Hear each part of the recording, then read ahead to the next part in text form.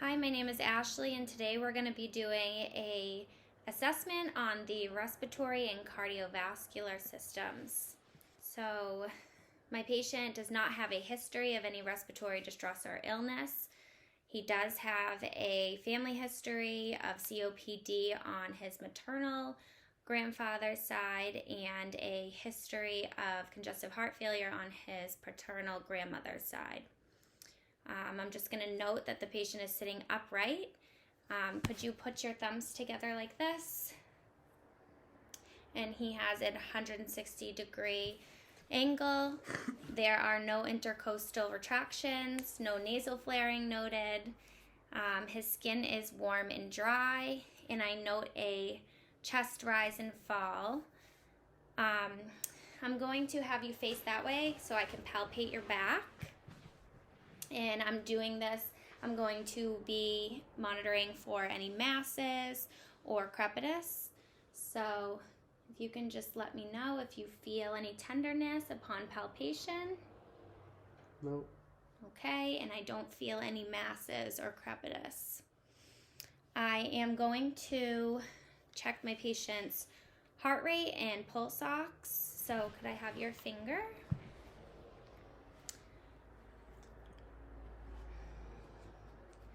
And I'm also going to monitor for the respiratory rate.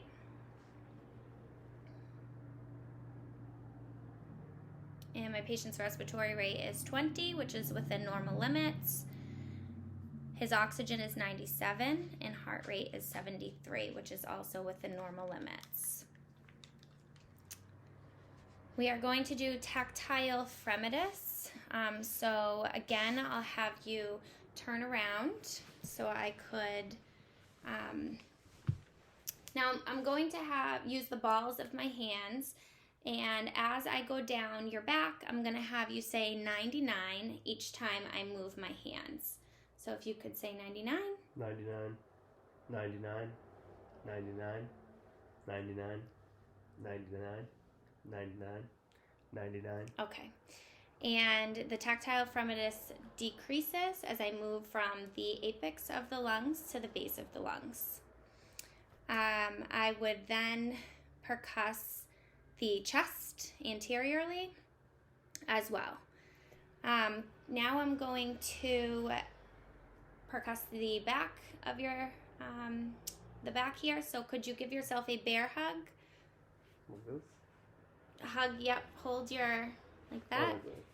And I am going to use my middle finger to tap and percuss all down.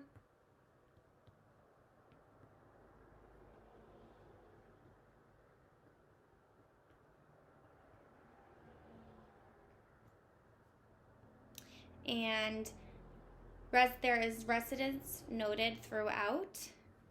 I would also do this anteriorly. I'm going to move on to percussion of the diaphragmatic excursion. So I'm going to get my tape and my tape measure out, because you will have to measure where the inhalation and exhalation points are. So if you could, I'm going to ask you to take a deep breath in and then let it out all the way. And there we go.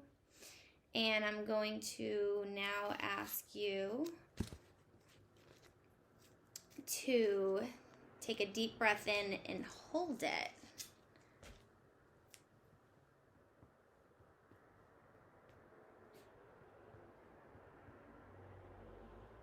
Okay.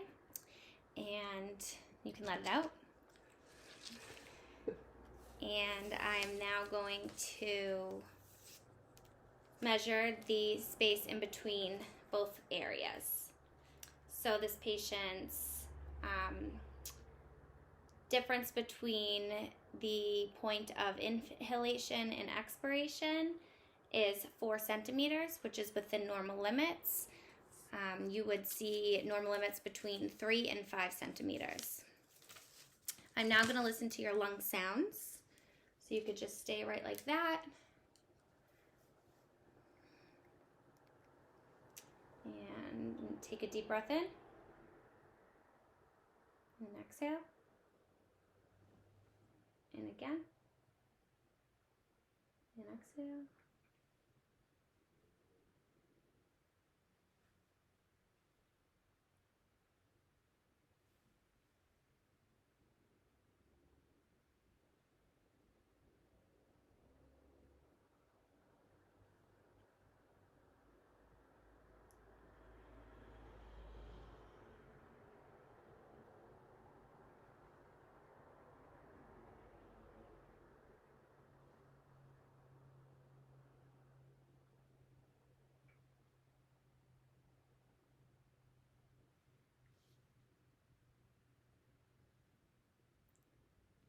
Okay, and his lung sounds are clear throughout. No wheezing noted, or any other adventitious lung sounds noted. If the patient was a smoker, I would provide education on tobacco cessation, which can reduce the risk of lung cancer, and keeping up with immunizations to reduce the risk of and spread of diseases. We are now going to move on to the cardiovascular exam. So I'm going to have you face forward, and I will start off by checking the patient's blood pressure.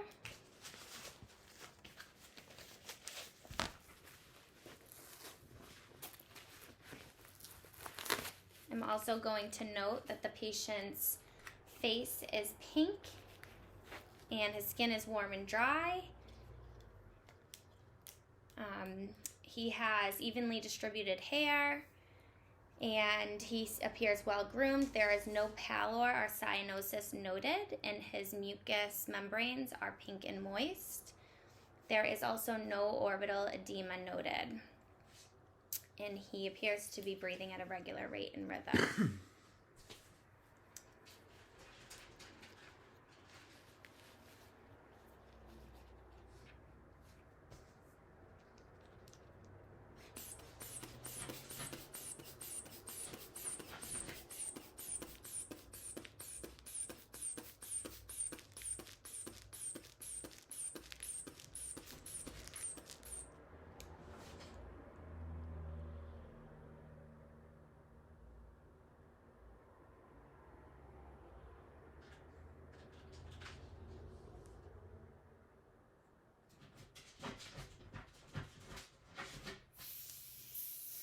Okay, patient's blood pressure is slightly elevated at 146/98.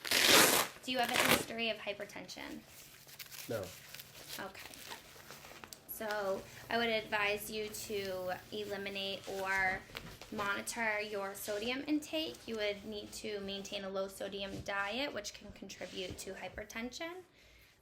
Also maintaining regular exercise, and perhaps writing a daily log, and obtaining a in-home monitor that you can check daily so that you can show your doctor how you're trending. Okay, so I'm going to inspect the neck. In the neck, we are going to observe the carotid artery as well as the jugular vein. Sometimes when there's a patient with fluid overload, the jugular vein would be distended.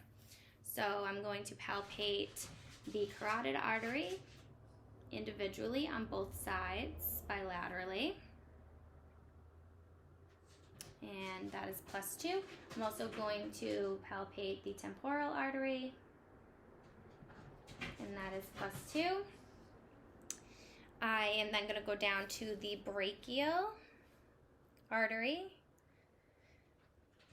and that is +2. I'm going to go down to the radial artery, and that is +2. The ulnar artery, which is also +2. Upon palpation, it was strong pulses throughout the upper extremities.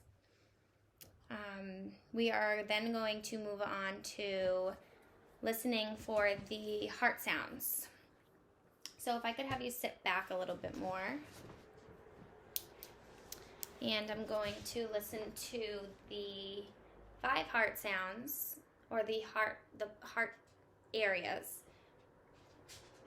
So we have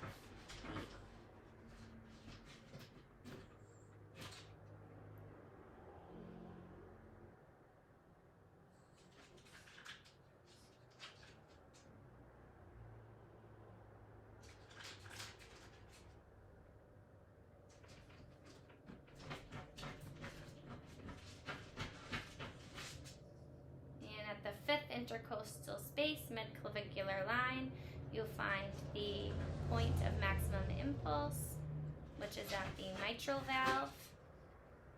And I heard S1 and S2 sounds, both equal.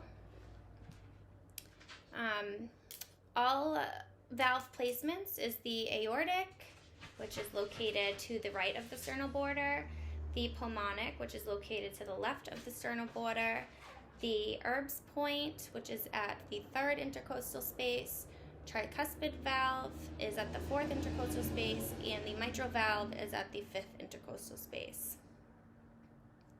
I can palpate and feel the heart rate in all areas. No thrills or bruits felt or heard.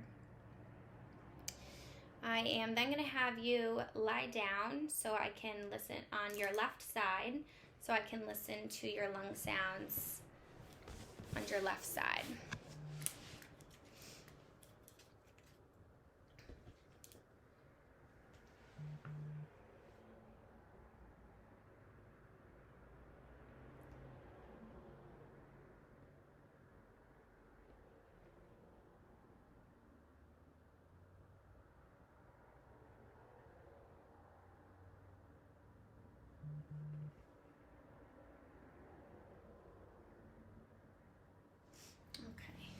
And no murmurs are noted.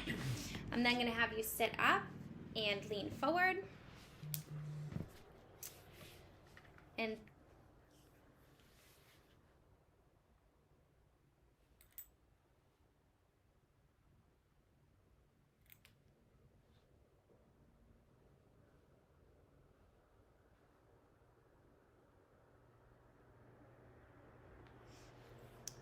okay, and no S3 or S4 sounds heard, and the S1 and S2 sounds were equal. Neither were louder than the other. And that concludes our cardiovascular and respiratory assessment.